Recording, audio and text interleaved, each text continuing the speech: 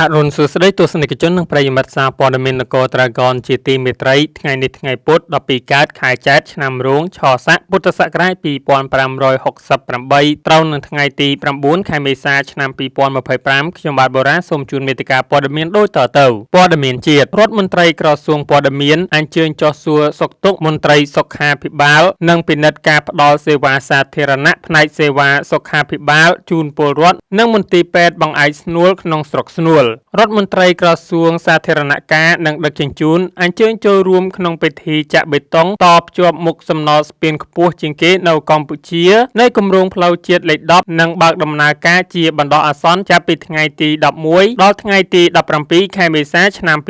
2025នាយកដ្ឋាននគរបាលព្រហ្មទណ្ឌចុះស្រាវជ្រាវបង្ក្រាបឃាត់ខ្លួនជនសង្ស័យម្នាក់ពាក់ព័ន្ធករណីឃាតកម្មនៅស្រុកភ្នំព្រឹកខេត្តបាត់ដំបងព័ត៌មានអន្តរជាតិក្រុមយ៉ាគូសាដ៏ធំបំផុតរបស់ប្រទេសជប៉ុនប្រកាសបញ្ចប់សង្គ្រាមកូរ៉េខាងត្បូងកំណត់កាលបរិច្ឆេទបោះឆ្នោតជ្រើសរើសប្រធានាធិបតីជាផ្លូវការហើយជ្រីជួរព្រីមខេមូឌានាំចូលពីបរទេសមានគុណភាពខ្ពស់ប្រើប្រាស់សម្រាប់តុបតែងខាងក្នុងនិងរចនាបថតាមបែបសម័យនិងបុរាណបង្កើនភាពល្អប្រណិតថ្លៃថ្នូរដល់គេហដ្ឋាននីមួយៗតាមការចង់បានជ្រីជួរ PU របស់ក្រុមហ៊ុនព្រីមខេមូឌាគឺផលិតចេញពីវត្ថុធាតុដើមលំដាប់ខ្ពស់ដែលមានបច្ចេកវិទ្យាទំនើបនិងគុណភាពខ្ពស់ជួយអ្នកប្រើប្រាស់ជ្រើសរើសផលិតផលដែលត្រឹមត្រូវជាមួយនឹងតម្រូវការក្នុងការតុបតែងនិងរចនាបថសម្រាប់គេហដ្ឋានតាមការចង់បានរបស់លោកអ្នកបើបងប្អូនត្រូវការសូមទំនាក់ទំនងតាមលេខទូរស័ព្ទ088 92 49 392និងមួយខ្សែទៀត012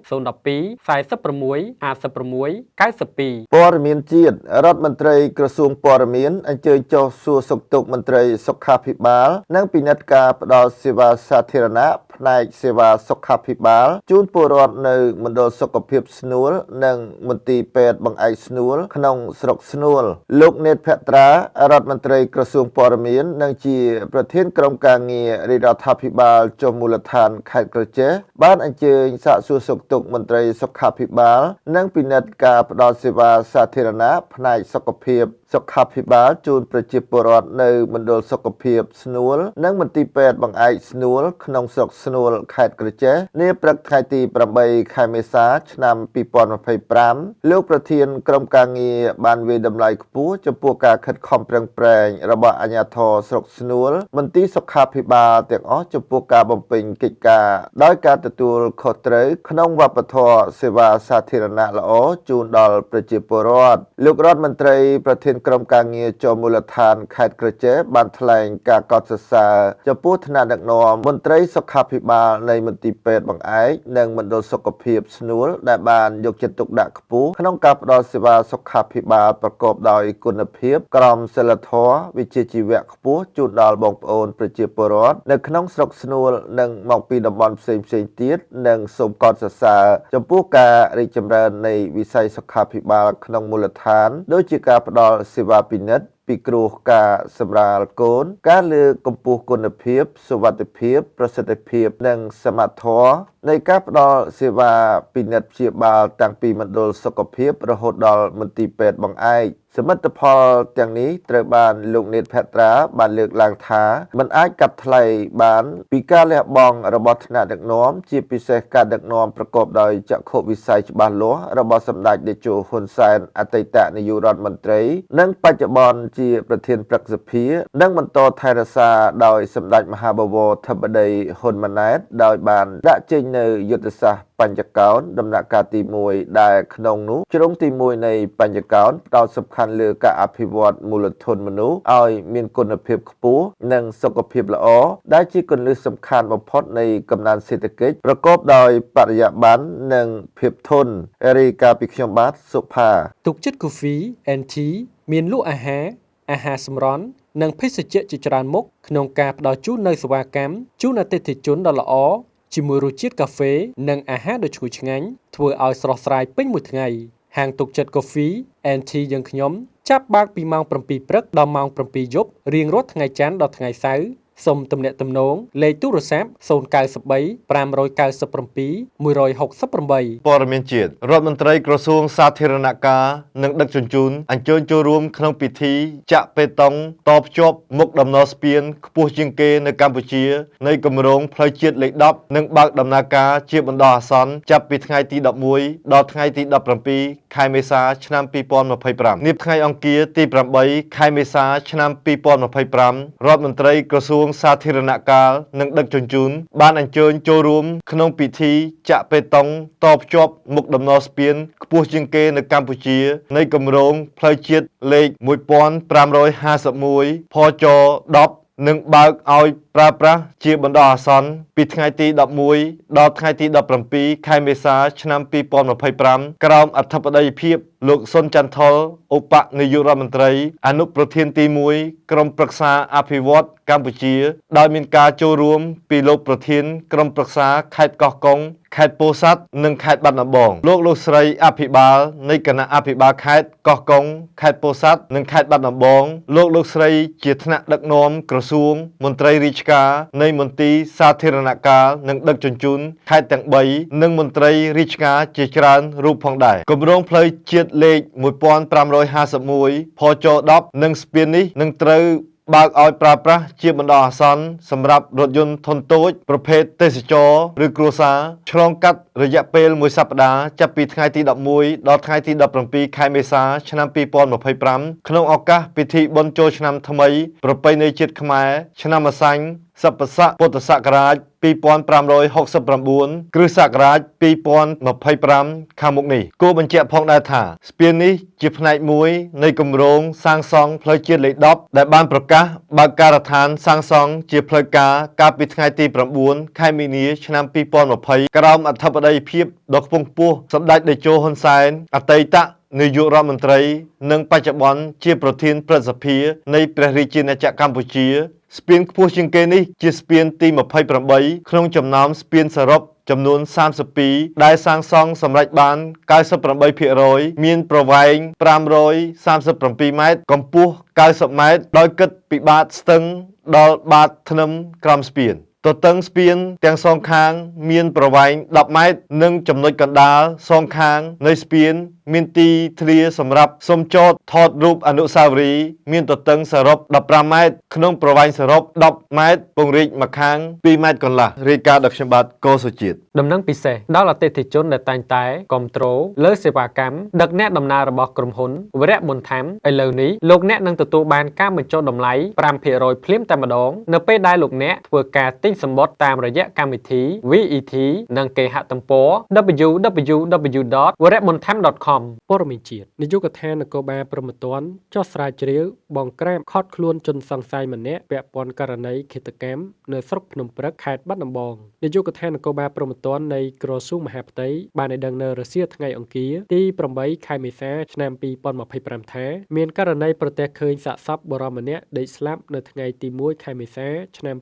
2025នៅចំណុចអូចម្លងស្នេហ៍ស្ថិតក្នុងភូមិដីល្អឃុំអូរំដួលស្រុកភ្នំព្រឹកខេត្តបាត់ដំបងដោយសង្ស័យជាករណីឃាតកម្មជនរងគ្រោះមានឈ្មោះផនសេហាភេទប្រុសអាយុ25ឆ្នាំស្នាក់នៅភូមិឃុំកាត់ហេតុក្រោយពីមានហេតុការណ៍ខាងលើកើតឡើងដោយអនុវត្តតាមបទបញ្ជារបស់លោកឧត្តមសេនីយ៍ឯកងេងជួរប្រធាននាយកដ្ឋាននគរបាលព្រហ្មទណ្ឌកម្លាំងជំនាញរបស់នាយកដ្ឋាននគរបាលព្រហ្មទណ្ឌដឹកនាំដោយលោកឧត្តមសេនីយ៍ត្រីហ៊ុនមនីរតវរៈសេនីយ៍ឯកហែមបូណានិងលោកវរៈសេនីយ៍ឯកឆាន់គឹមលីអនុប្រធាននាយកដ្ឋានបានដឹកនាំសហការជាមួយស្នងការដ្ឋាននគរបាលខេត្តបាត់ដំបងខេត្តឧត្តរមានជ័យនិងខេត្តបន្ទាយមានជ័យដោយបានធ្វើការស្រាវជ្រាវតាមនីតិវិធីនិងជំនាញរហូតកំណត់បានអត្តសញ្ញាណនិងទីតាំងលាក់ខ្លួនរបស់ជនសង្ស័យដែលបានប្រព្រឹត្តបទល្មើសខាងលើលុះនៅថ្ងៃទី7ខែមេសាឆ្នាំ2025វេលាម៉ោង 15:40 នាទីកម្លាំងជំនាញបានបន្តដឹកនាំសហការដោយឃាត់ខ្លួនបានជនសង្ស័យម្នាក់ឈ្មោះសេនណាយភេទប្រុសអាយុ44ឆ្នាំជនជាតិខ្មែរត្រង់ចំណុចភូមិទំនប់ចាស់ឃុំបេងស្រុកបន្ទាយអំពិល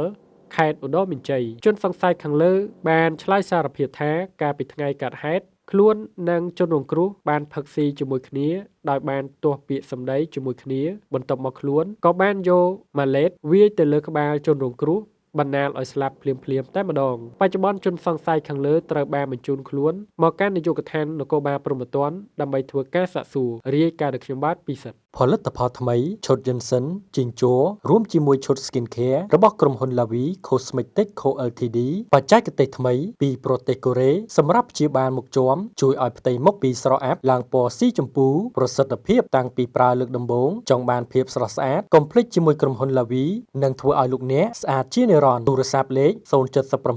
744 007 096 66 68 149 ព័ត៌មានអន្តរជាតិក្រុមយ៉ាគូហ្សាដ៏ធំបំផុតរបស់ប្រទេសជប៉ុនប្រកាសបញ្ចប់សង្គ្រាមក្រុមបងធំ Yamaguchi បានផ្ញើលិខិតមួយច្បាប់ទៅប៉ូលីសដោយសន្យាថាអង្គការនឹងបញ្ចប់សង្គ្រាមដណ្ដើមទីតាំងរបស់ខ្លួនហើយឈប់បង្កបញ្ហាចាប់ពីពេលនេះតទៅមេបងធំរបស់ Yamaguchi ដែលជាអង្គការ Yakuza ធំជាងគេរបស់ប្រទេសជប៉ុនបានទៅទីស្នាក់ការប៉ូលីសប្រចាំខេត្ត Hyugo ក្នុងទីក្រុង Kobe កាលពីថ្ងៃទី7 ខែមេសាដើម្បីដាក់លិខិតប្រកាសបញ្ចប់សង្គ្រាមជាមួយគូប្រជែងហើយសន្យាថានឹងមិនបង្កបញ្ហាណាមួយចាប់ពីពេលនេះតទៅសង្គ្រាមរបស់ Yakuza នៅប្រទេសជប៉ុនបានផ្ទុះឡើងចាប់តាំងពីក្រុមក្មេងទំនើងតូចៗរាប់សិបនាក់បានបំបែកចេញពី Yamaguchi ដើម្បីបង្កើតអង្គការថ្មីមួយឈ្មោះ Kobe Yamaguchi នៅក្នុងឆ្នាំ2015ប៉ូលីស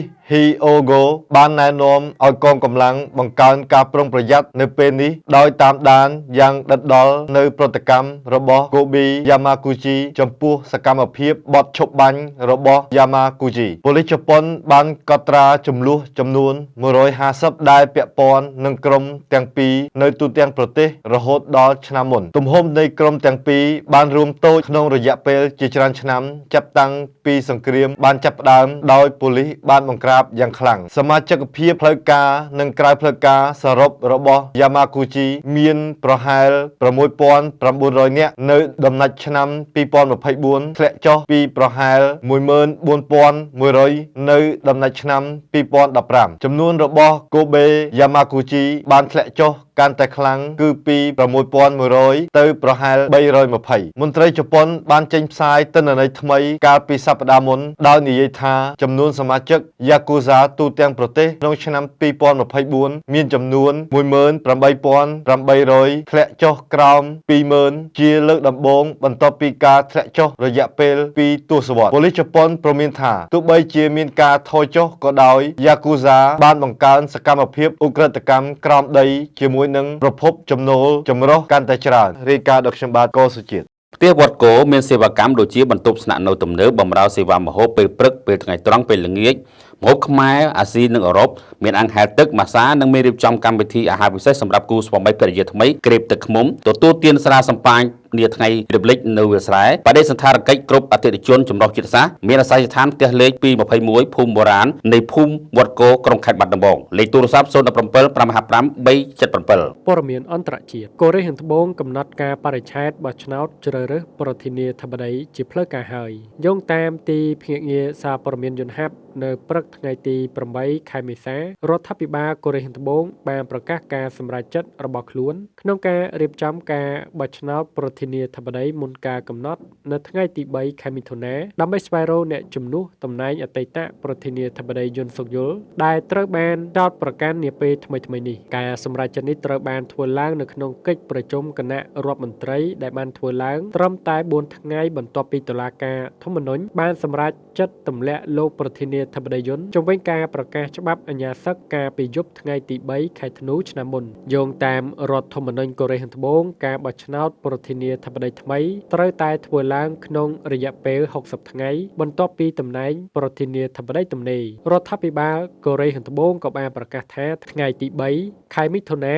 នឹងត្រូវបានទទួលស្គាល់ជាបណ្ដោះអាសន្នជាថ្ងៃឈប់សម្រាកជាតិដើម្បីជួយសម្រួលដល់ការចូលរួមរបស់អ្នកបោះឆ្នោតនៅក្នុងការបោះឆ្នោត ទន្ទឹមនឹងនេះគណៈកម្មាធិការជាតិរៀបចំការបោះឆ្នោតបានចាប់ផ្ដើមទទួលយកការចុះឈ្មោះបេក្ខជនជាបឋមភ្លាមៗបន្ទាប់ពីសេចក្តីសម្រេចចោទប្រកាន់ប្រធានាធិបតីយុនកាលពីថ្ងៃទី4ខែមេសាយោងតាមផែនការបោះឆ្នោតថ្ងៃផុតកំណត់ជាផ្លូវការសម្រាប់ការចុះឈ្មោះបេក្ខជនគឺថ្ងៃទី11ខែឧសភាហើយយុទ្ធនាការបោះឆ្នោតនឹងចាប់ផ្ដើមមួយថ្ងៃក្រោយមកមន្ត្រីដែលចុះឈ្មោះចូលឈ្មោះជាប្រធានាធិបតីត្រូវលាលែងនៅថ្ងៃទី4ខែឧសភាយ៉ាងហោចណាស់30ថ្ងៃមុនថ្ងៃបោះឆ្នោតប្រធានាធិបតីថ្មីនឹងចូលកាន់តំណែងភ្លាមៗបន្ទាប់ពីលទ្ធផលបោះឆ្នោតត្រូវបានគេដឹងដោយគ្មានរយៈពេលអន្តរកាលកន្លងមកប្រទេសកូរ៉េខាងត្បូងក៏បានរៀបចំការបោះឆ្នោតមុនការកំណត់ដូចគ្នានៅថ្ងៃទី9ខែឧសភាឆ្នាំ2017បន្ទាប់ពីប្រធានាធិបតីផាក់គឹនហ៊ីត្រូវបានចោទប្រកាន់រាយការណ៍ដោយខ្ញុំបាទពិសិដ្ឋដើម្បីទទួលបានព័ត៌មានថ្មីៗចុងក្រោយទាន់ហេតុការណ៍និងច្បាស់លាស់នៅព័ត៌មានជាតិនិងអន្តរជាតិដោយផ្ទាល់ទៅកាន់ទូរស័ព្ទដៃរបស់លោកអ្នកដោយគ្រាន់តែវាយពាក្យនគរ Dragon News នៅលើ App Store សម្រាប់ទូរស័ព្ទ iPhone និងនៅលើ Play Store សម្រាប់ទូរស័ព្ទ Android បន្ទាប់មកធ្វើការ download ជាការស្រេច